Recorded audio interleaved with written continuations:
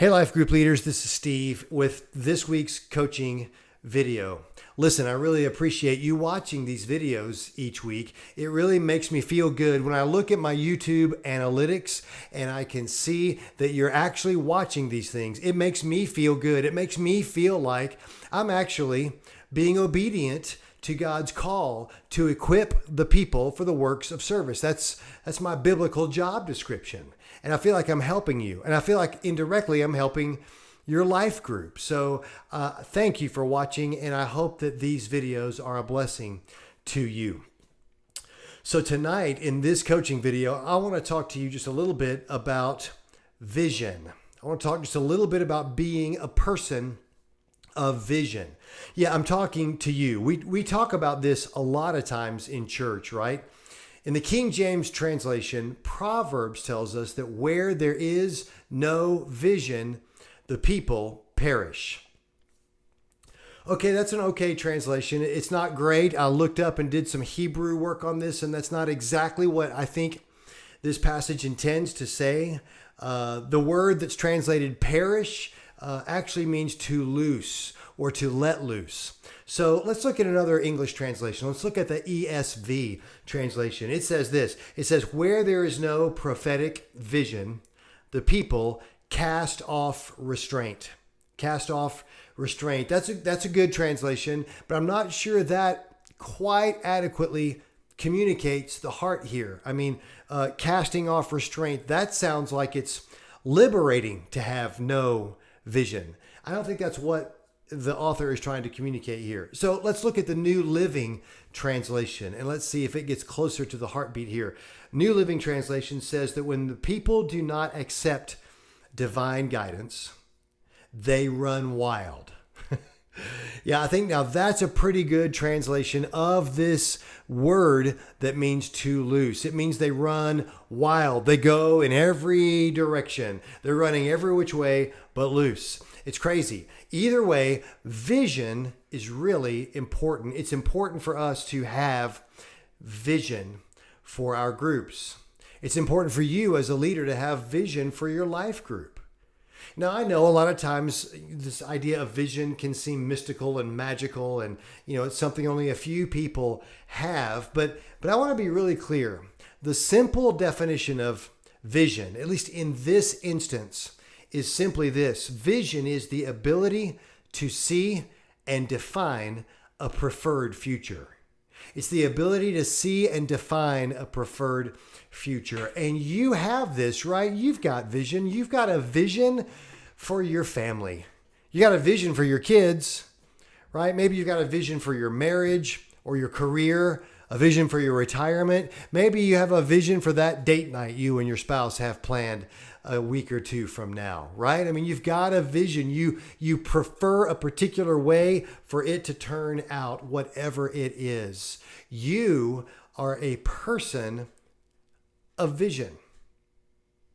That's the way God made you. Leaders are people of vision.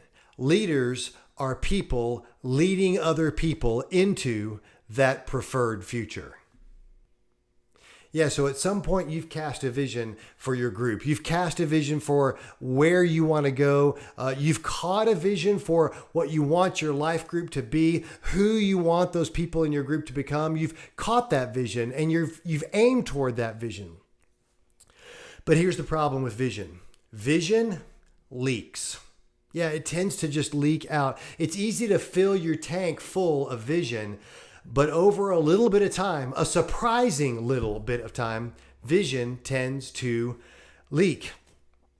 It's normal. It's human nature for it to leak. I mean, we're all caught up and we're all focused on our vision until you got to go to work the next day, or until you get that phone call with that bad news, or until you got to stop doing what you're doing because you have to pay the bills. Whatever it is, we get distracted by the everyday everything, by the common everything in life, and we drift away from our vision. We've had this preferred future in mind, but we end up not getting there because we get distracted, because our vision leaks.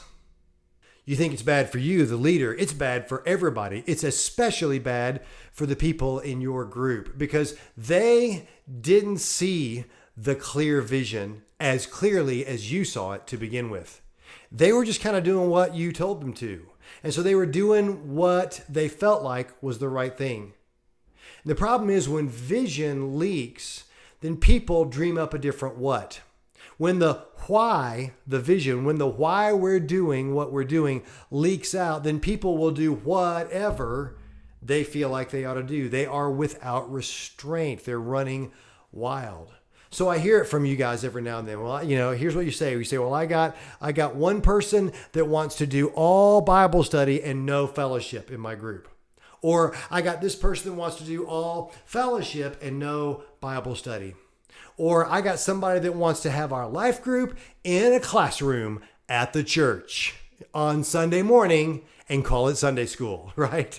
Or I got somebody in my group that they just talk and talk and talk and they dominate the whole thing and never shut up, right? I mean, you've got something like this where somebody has lost the vision, lost the why, and so they're doing whatever they feel like doing.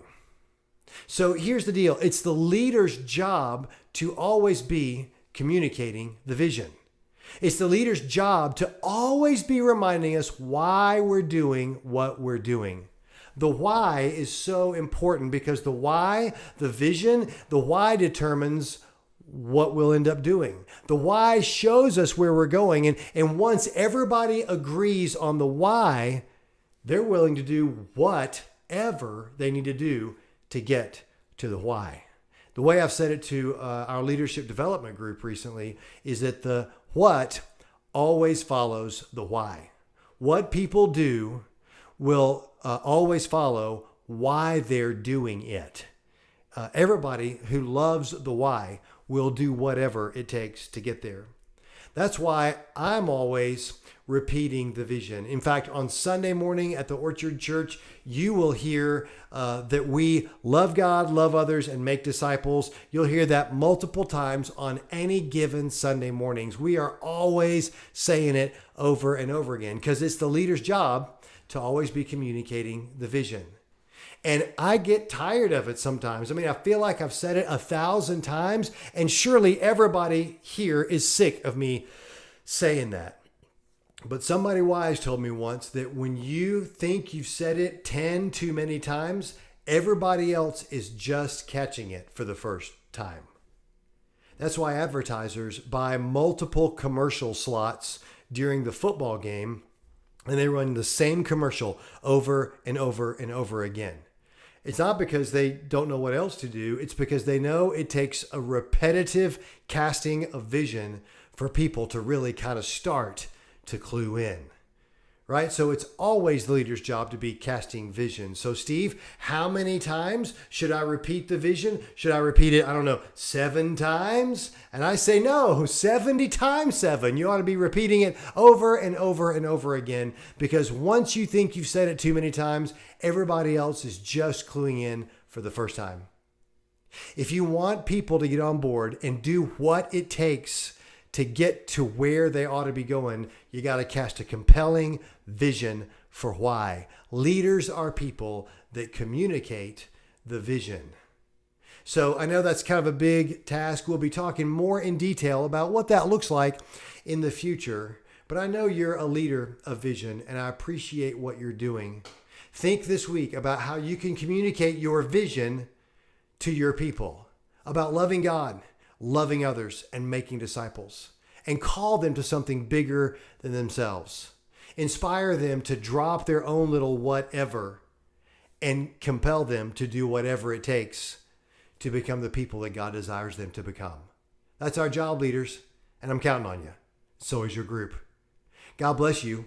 I hope you have a great week.